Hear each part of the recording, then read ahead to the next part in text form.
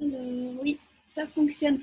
Salut à tous, salut et bienvenue sur donc Construis ta séance jour 3. Voilà, si vous n'avez pas encore vu le jour 1 et le jour 2, rendez-vous sur le groupe privé. Comme je dis toujours, il suffit de répondre à une ou deux questions pour montrer que vous êtes judoka et vous entrez dans le groupe privé secret judoka où il y a beaucoup d'échanges. Vous retrouverez les séances des jours 1 et 2. Et même du coup, désormais, maintenant, c'est aussi sur YouTube, c'est sur la chaîne Line Judo. Il n'y a pas encore beaucoup de vidéos, mais en tout cas, celles-là, elles y sont. Donc, vous pouvez retrouver le jour 1 et le jour 2. Pour rappel, on a travaillé, donc ça c'est pour tout le monde, on a travaillé les déplacements et ensuite les entrées techniques en forme fondamentale. Ce qui était très important sur ces 2 premiers jours, c'est qu'on s'est concentré sur la précision.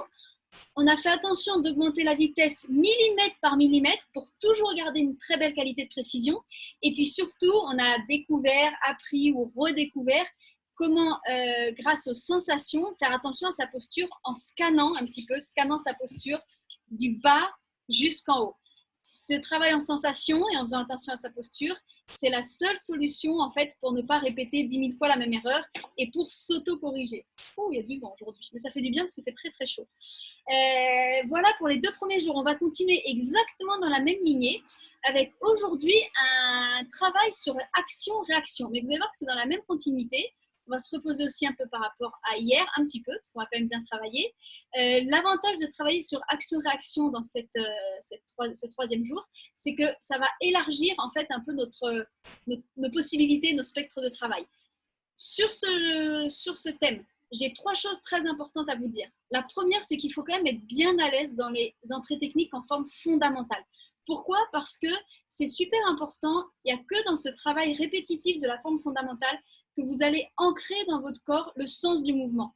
Je dis bien ancrer dans le corps parce que si on demande à plein de judokas, notamment débutants et intermédiaires, mais parfois pas que, intellectuellement, c'est très facile de dire oui, c'est oi, Uke va chuter vers l'avant, oui, au Sotogari, Uke va chuter vers l'arrière. Dans la tête, on le sait. Mais dans la pratique, combien de fois on voit des judokas qui font des mouvements qui ne sont pas du tout bien axés dans le sens, ou même quand Uke a un déséquilibre clair et net, on dit bah, tu ferais quoi là et on ne sait pas. Parce qu'en fait, on n'arrive pas à faire cette transition entre le travail en statique, au calme, où on a compris dans quel sens, et puis le travail dans le déplacement, dans la vitesse où la tête n'a plus le temps de penser. Donc pour permettre cette transition et être vraiment efficace dans les randonnées, les combats quand on est en vitesse, la répétition des entrées en fondamentaux, c'est vraiment excellent, ça ancre dans le corps le sens du mouvement. Donc ça, c'est la première chose que je tiens à dire, parce qu'aujourd'hui, on va voir action-réaction, mais on peut découvrir action-réaction que si on a déjà, au moins en partie, une bonne sensation du sens du mouvement initial. Voilà, sinon, travailler l'action-réaction, ça va être compliqué, puis je ne pense pas que ça va donner quelque chose d'efficace dès le départ. La deuxième chose importante à dire, c'est que donc, ce qu'on appelle action-réaction, c'est quand je fais réagir mon partenaire. Pour ça, on part d'un principe que je tiens à dire mot pour mot, parce que en fait, ce n'est pas évident pour tout le monde. C'est à partir du moment, on part du principe que Uke est en résistance, ce qui n'est pas le cas tout le temps. Voilà. Donc, par exemple, au Sotogari, moi, j'ai envie qu'il soit sur les talons en arrière pour le faucher, qu'il aille chuter derrière. Si je le pousse vers son arrière et qu'il ne résiste pas du tout, il n'y a pas d'action-réaction, je fais mon Soto tout de suite, d'accord? Maintenant, si je le pousse et qu'il réagit en résistance, il va réagir vers l'avant, il ne va pas vouloir reculer, ah ben là, je vais pouvoir faire un mouvement avant.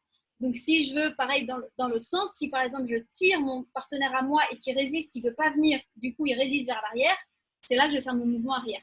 Donc, on va toujours réfléchir en qu'est-ce qui va se passer si mon partenaire résiste. C'est le postulat de départ pour l'action-réaction, c'est que le partenaire résiste et que donc il offre un mouvement opposé à celui que je donne. Et c'est ce mouvement opposé dont on va se servir. Voilà, ça c'était la deuxième chose pour vous aider à trouver vos propres actions-réactions. Et du coup, la dernière chose, c'est justement sur l'idée de trouver ses propres actions-réactions. Vous allez voir là dans le travail qu'on va faire, quand on travaille action-réaction, pour moi, il y a toujours 5-10 minutes de recherche. C'est super important. Ça oblige à aller voir ce qui se fait ailleurs, à peut-être regarder des vidéos ou à réfléchir tout seul dans le fait de créer de trouver dans ces sensations comment je peux travailler l'action-réaction. C'est super important ça parce que on pourrait se dire réfléchir, c'est pas ça qui va me faire progresser tout de suite. Mais en fait, si, parce que quand vous êtes en train d'imaginer et de chercher, ça élargit énormément votre capacité d'observation, votre acuité en fait à repérer les différentes situations. Et plus vous allez réfléchir comme ça tout seul à la maison, parce qu'il faut être au calme, tout seul, il faut avoir un peu de temps, plus vous allez réfléchir à la maison tout seul, plus quand vous serez au dojo, si vous regardez un randori, si vous regardez votre prof, vous regardez d'autres judokas, vous allez repérer de façon beaucoup plus vite et plus fine les différentes façons de faire, les différentes façons d'entrer, comment lui il a réagi face à l'action de celui-là, etc., etc. Donc pour moi, c'est une habileté qui est très très importante à développer, la recherche et du coup par là même cette capacité à observer et à repérer différentes situations. J'ai assez parlé, mais cette séance, il fallait absolument vous expliquer tout ça. Donc, on va passer directement à l'exercice. On va prendre toujours l'exemple de Sotogari. Qu'est-ce qu'on peut faire comme action-réaction pour Osotogari? Je vais vous montrer deux exercices que vous allez faire et ces deux exercices que vous pourrez faire sur n'importe quelle technique en réalité. Parce que action-réaction, on peut en faire dans plein de sens différents. Donc là, il y a vraiment un travail de recherche à faire. Mais une chose est sûre, c'est que pour commencer, on peut toujours partir suivant avant, arrière ou latéral. Donc, je vais vous montrer exactement en tout, il va y avoir 4 phases de travail. La première phase, d'accord, on va tout simplement refaire comme hier. Vous faites une série de 20 en entrée classique fondamentale. D'accord, je vais me rapprocher un peu. Hop, voilà, je vais rapprocher un petit peu comme ça. Voilà. Donc, première série de 20, entrée classique fondamentale comme hier, d'accord, pour retrouver vos sensations avec une spécificité par rapport à hier.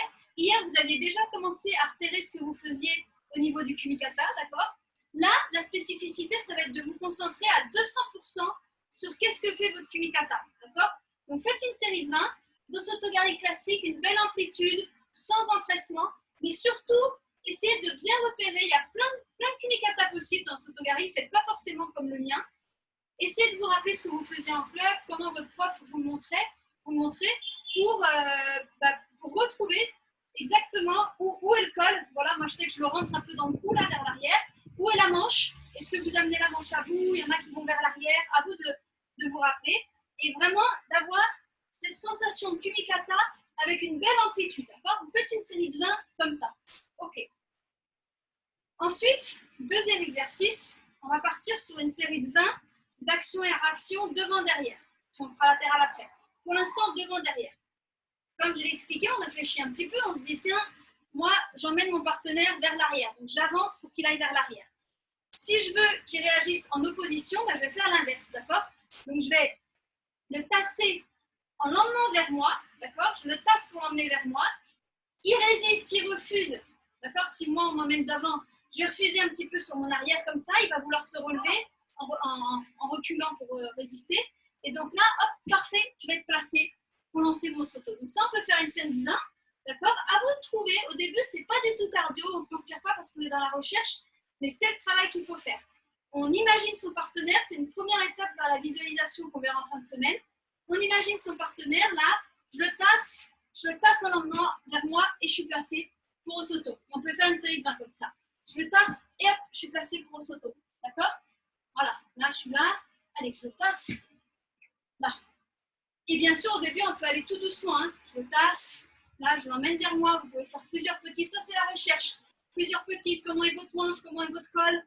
Là, et au moment où il résiste, qu'il veut se relever, je profite de son aspiration pour partir sur Osoto. Là. D'accord? Avec une belle jambe avancée, on est dans l'amplitude. Ça, c'est le deuxième exercice, donc 20 répétitions. Troisième exercice, on va faire action-réaction latérale. Donc là, c'est pareil, je pars de mon point de départ. Osoto, j'amène mon partenaire, je veux qu'il soit 100% de son poids sur sa jambe qui est vers moi là. Je l'emmène vers moi, d'accord? Vous savez, Osoto. Je veux qu'il soit sur la jambe que je vais faucher.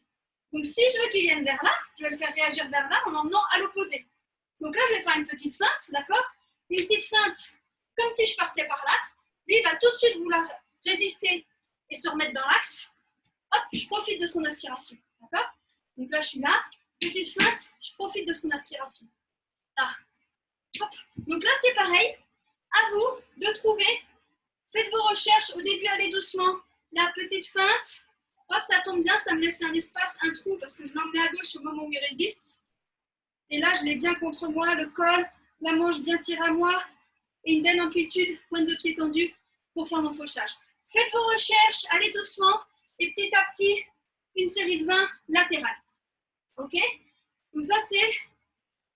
J'avais dit 4 exercices parce que je n'ai pas compté le premier qui est retrouver ces sensations. On va dire 5 exercices. Premier, entrée normale, vous vous concentrez à 200% sur le Kumikata. Deuxième, avant-arrière, avec une petite recherche, une fois que vous êtes bien, 20 répétitions. Troisième, latéral. Essayez de trouver vos sensations, votre façon à faire de vous. Le plus important, imaginez votre partenaire et scannez-vous la posture, vous allez voir ça vient bien après dans son corps. Quatrième exercice, on va prendre avant-arrière, latéral, les deux types d'action-réaction, là on reste sur le basique, et on les alterne. Donc tout simplement, on va faire une série de 20 en les alternant. Donc j'ai mon partenaire, d'accord? Je le tire là pour rentrer au Sotogari, et hop, de côté pour rentrer au Sotogari. Et je repars, hop, avant-arrière, latéral, d'accord? Sans aller trop vite, bien précis, à chaque fois en imaginant bien son partenaire, une série de 20. On en est au quatrième exercice. Dernier exercice, le cinquième, on va se servir des déplacements du premier jour pour alterner un déplacement avec une forme de Sotogari. Donc, je vous montre ce que ça donne. Premier déplacement, on avait dit, vous vous rappelez, on avait fait latéral.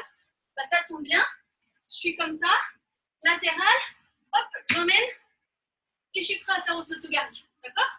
Donc, ça, vous pouvez faire, c'est le premier. Quand je suis latéral, j'emmène et je fais mon action-réaction. Deuxième, j'enchaîne tout de suite.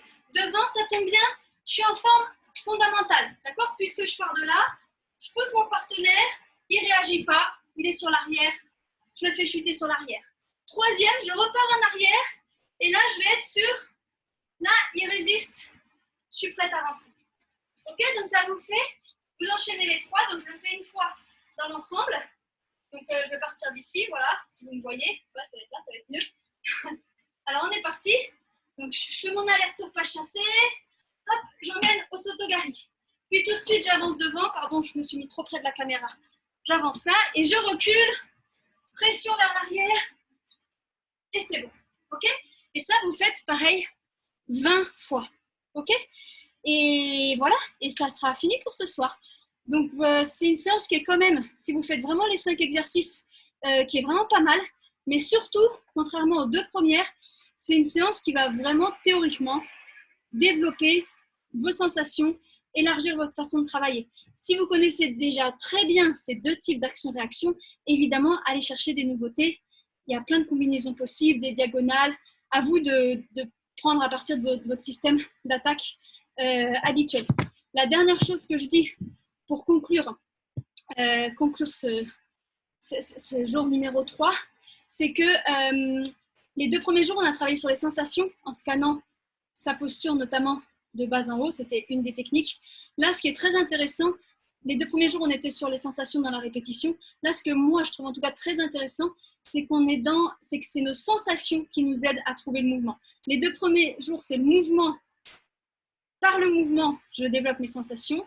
Là, je dois faire confiance à mes sensations. Dans mes sensations, comment je trouve mon mouvement, où est mon Kumikata, comment est l'action-réaction. Donc, c'est encore une petite marche supplémentaire. Alors, je vous souhaite une très bonne séance et à demain pour le jour 4. Bye bye!